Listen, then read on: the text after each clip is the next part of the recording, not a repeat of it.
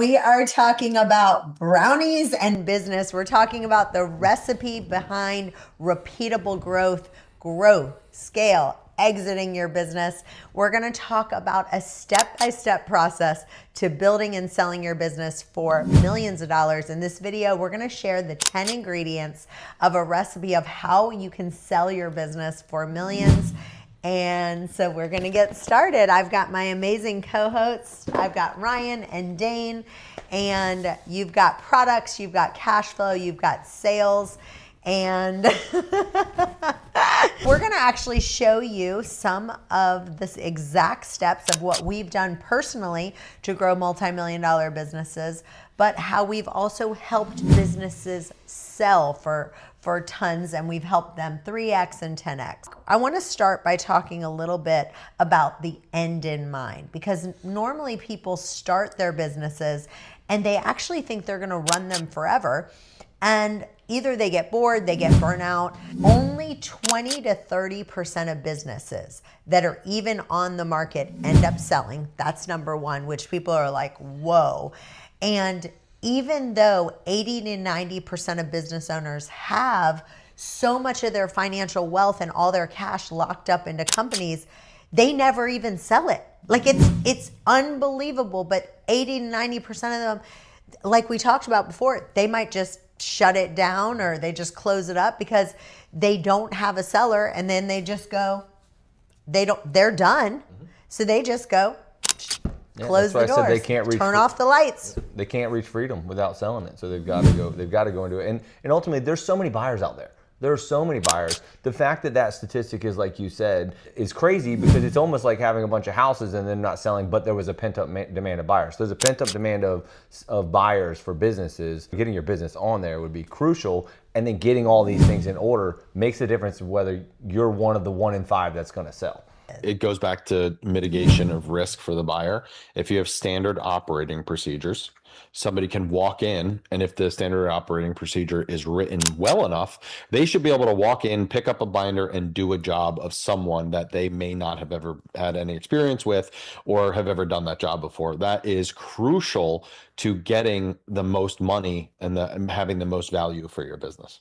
So we kind of have this rule, it's called the rule of 3. It takes more than 3 steps, or you do it more than 3 times. You have to have standard operating procedure. So kind of talk a little bit about where we have that, and talk about the Canzel portal and where everything's located. Well, yeah, so we've got a couple different pieces. So this is a wide variety of things, but if you've got to do it 3 times, then ultimately we need to make a standard operating procedure, especially if you're doing it over and over. So if you're doing it over and over, and then there's more than 3 steps to it, then you have to make the standard operating procedure. Another thing, and it's part of the recipe that I look at, is I like to tell them what they're supposed to do when that standard operating. I like to show them. I like to watch them do it. And then on top of that, I like to spot check whatever it is they're doing. And I think that's an important part of that. But as it ties into what she's talking about with the Canzel portal, is it's set up to have all those documents, to have those procedures, to have those logins, and centralize everything in one spot, so that way everyone on the outside can go into the same place and be able to follow through those standard operating procedures, and then be oversight onto what they're doing. I think what's really important and for any business owners listening to this who have not created standard operating procedures, or who have them, if you have them but don't use them, they're worthless. Now I want to talk about diversified client base, which I think is really, really important, because if you have a client where they take up 50%, you want to talk about maybe REOs or some things that you had in the past that took up a lot of your clients. We've looked at this in multiple different companies, and sometimes it's a problem, but you don't deal with it because everything's going good. So like we had REO client, and there was a predominant amount of our business, and when they took up all that, it took up all our bandwidth, so we didn't go out and get new customers because we were doing it and profit was there and things like that, and then we've done the same thing with hard money. We have a big lender, and they provide all the money, so it's easy. There's no reason to go get other lending. Or we have one client that's borrowing a lot, and so we don't go get more people that are borrowing, so we continually do that. So filling up too much percentage with the one client is a problem. I have 2 rules I like. One is that the 15% rule, which means that no one client makes up more than 15% of your revenue.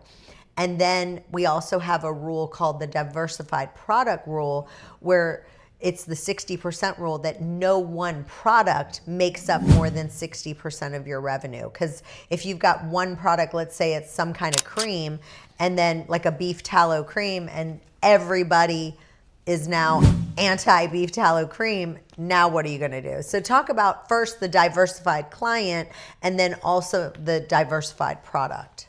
So as far as diversified client goes, you see this mostly in B2B, right? So a business selling to a business. And my rule of thumb is top 3 clients shouldn't make up any more than 15%. So we're around the same, right? And why is that important? It's what we've talked about now probably several times. Buyer risk mitigation. One of those clients walks away and you lose 15% of your revenue. That's a giant chunk, right? That could be all of your It profit. could be all of your profit. That's a really good point. And I think recurring revenue is one of the most important things that I know that we've helped people with. It's just changing their mindset. And when we tell you these examples of how you can add, because a lot of people, they just don't think recurring revenue. So I want you to talk about some of the recurring revenue that can jog people's minds of things, everyday things like the air filter that we use that's recurring revenue, or Keurig. Give some examples. Yeah, I mean, a lot of companies are setting up stuff like that. So like for your example, the air filter, you buy the system and then they set that up to go on. And honestly, that started way back a long time ago. They would give you a freezer for free so you would keep buying frozen food. I mean, and every business is kind of set up that way, that once reoccurring revenue is to go, we'll give you the freezer, the Keurig will give you the Keurig. So you keep buying the Keurig things, and those are the pods, those are the things that are reoccurring. And so, well, I will tell you, one of the things that we're so passionate about, all of us, is just getting your business to a place. Most business brokers, I can tell you what they'll do. You say, okay, I want to sell my business. They say, how much do you want to sell it for? You go 2 million, and they go, okay, and they write it up, and then boom, they want to sell it to you. What we do is the biggest difference is we figure out all the things that you need to do to either 2x, 3x, 10x the amount that you can get for it. Try to do that, and then we can sell it. Or if it's in great shape, you know, we'll sell it right then. It's a beautiful baby. Yeah, if it's a beautiful baby. Keep that baby. Yeah. So we are so excited. So hopefully the brownies are delicious. amazing. Yes. One of the best brownies we gave I had you all day. the ingredients to make a wonderful brownie. And if you want this particular recipe, we'll put it in the show notes because these are really, really fantastic. Thank you guys for being with us today. Thank you And for it's been grow, great. scale, and exit. Yes, we want to take your business to the next level. We'll see you guys next time. Bye-bye for now.